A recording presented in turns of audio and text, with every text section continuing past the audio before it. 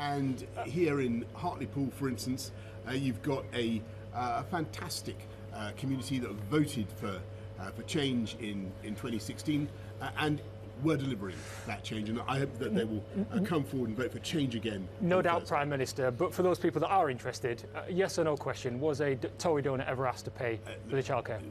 I can tell you that all this kind of stuff is, in my view, exclusively for the interest of the Westminster bubble, and I find that what people want to talk about is the issues that matter to them in this election, and that is overwhelming. What are we doing to put more police out on the street to fight crime? And here in Teesside, we put another 185 police on the street. What are we doing to invest in our NHS? What are we doing to roll out the jabs, the vaccines that are making such a difference to people's lives? What are we doing to make sure that we can open up the economy in a safe way on May the 17th and then on June the 21st? What are we doing to take the country forward? I think those are the fundamental issues. I know other parties want to focus on all sorts of trivia, but those are the issues that I'm focused on. Well, certainly, respectfully, there is interest from people outside in these issues as well. If I can put another yes or no question to you, Prime Minister, the £58,000 for the flat refurb, which you're paying back, is there another invoice that was settled by somebody else other than you? Again, yes or no? I'm going to have to tell you, all this kind of stuff is absolutely not relevant to this campaign. So can we just clear it up quickly then? Yes or no? And what I think the people of this country want to know is who has the policies, who's actually talking about the issues that matter to the people of this country, and we're focused on improving our NHS, on making our streets safer, and above all in rolling out the vaccine campaign and going down the roadmap in a cautious but we hope irreversible way, and delivering the change. We could put this to bed right now with a yes or a no. Voted for. And I know that people want to focus on trivia, but I'm focusing on the issues that matter. Douglas Ross says, if you are found guilty of any wrongdoing, you should resign. Would you? I've just got to tell you, I think that the people of this country are entitled to have their politicians focus on the things that really matter to them. And that is, what are we doing to make sure we can open up our economy safely with the vaccine rollout? And as things stand, we've done, I think, 50 million jabs today. 1 in 4 adults in this country has now had a vaccine. And I can tell you, lots of people have mentioned the vaccine rollout to me just in this campaign that I've been doing now. Nobody's mentioned the issues that you're talking about. And it's absolutely vital that we continue with that programme, that we make sure we can go ahead on the 17th, as I hope that we can, I believe that we can, and that we are then able to go ahead on June the 21st. And on the 21st, I can tell you that... if I could pick you up on that issue, Prime Minister. At the moment, it feels as though we'll be able to make that step forward as well. Part of this, if I can keep with this, is holidays. Yes. When will the travel list be published? And is the government advising people to be booking and planning for holidays abroad this year? We'll be saying as much as we can a bit later on. The Joint Biosecurity Committee is having a look at exactly which countries they think are going to be safe. But I do think that it's important to be cautious in this.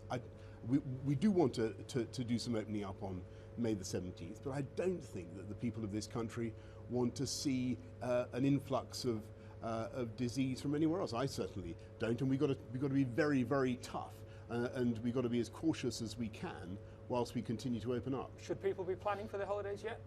We'll be saying more as soon as we can. I think that there will be some openings up on the 17th, but we've got to be cautious and we've got to be sensible. We've got to make sure that we don't see the virus coming back in.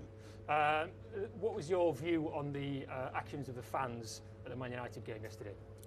I don't think it's a good idea to have disruptive behaviour or demonstrations of that kind.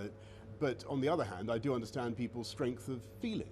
And I think that it's a good thing that we've been able to do things that make it pretty clear that the European Super League is not going to be, appreciated by the people of this country or by this government. And actually, thanks to the powers we've been able to secure with Brexit, which people voted for in Hartlepool, we can do things to make sure you don't get a European Super League. And I don't think that's been widely enough understood. If you look at what's happening across the country, but in the northeast in particular, think of some of the things we've been able to do. The Freeport, right? Fantastic opportunity to create high-skilled, high-wage jobs. That's only possible because of leaving the EU. We're able to support our steel industry in a particular way now, thanks to leaving the EU. And the vaccine rollout, let it not be forgotten. The vaccine rollout, we've been able to do the fastest vaccine rollout in Europe, and that's been possible. I'm conscious of your time, Prime. I know, I was just going to finish this point. I know you may not want to hear it, but it's true. The vaccine rollout has been made possible because we didn't stay in the European Medicines Agency, which Labour voted for, and we were able to do things in double quick time. So, the people of this constituency voted overwhelmingly to leave the EU and to get Brexit done, and I think they were right. And what I'm saying to them today is I hope that they will continue to vote for a Conservative Party, a Conservative candidate who's going to make change and take this area forward. And I will touch on that in the regional questions in just a second. I'm sorry, yes, of course, yes. In terms of is the UK government considering repaying 400 million to Iran, and would Nazanin Zaghari-Ratcliffe being released be a part of that negotiation? There are two entirely separate issues, and we of course make sure that we do everything we can to look after the interests of Nazanin and all the very difficult dual national cases that we have in Tehran. And final one, in terms of that social distancing and opening up, the 1 metre plus rule going in June, is that set in stone, and how long can people expect to be wearing masks for? I think that as things stand and the way things are going, with the vaccine rollout going in the way that it is, we've done 50 million jabs as I speak to you today. A quarter of the adult population, 1 in 4, have had two jabs now. 1 in 4 adults have 2 jabs. And you're seeing the results of that really starting to show up in the epidemiology. I think that we'll be able to go ahead on it feels like May the 17th is going to be good. But it also looks to me as though June the 21st we'll be able to say, social distancing as we currently have to do it, the 1 metre plus. I think we've got a good chance of being able to dispense with the 1 metre plus from the 21st June. Now, that is still dependent on the data. We can't say it categorically yet. We've got to look at the epidemiology as we progress. We've got to look at where we get to with the disease. But that's what it feels like to me right now. And finally, you're not going to take the opportunity to right now put the questions and concerns around childcare. I'm going to take the opportunity. The refurbishment, to put those to bed for the people that are interested. I think that I'm going to take the opportunity to tell our friends in the opposition who are obsessed with these issues. I think they'd be better off focusing on the things that matter to the people of this country. And outside of the opposition, the people that are interested, the public who are interested, such as the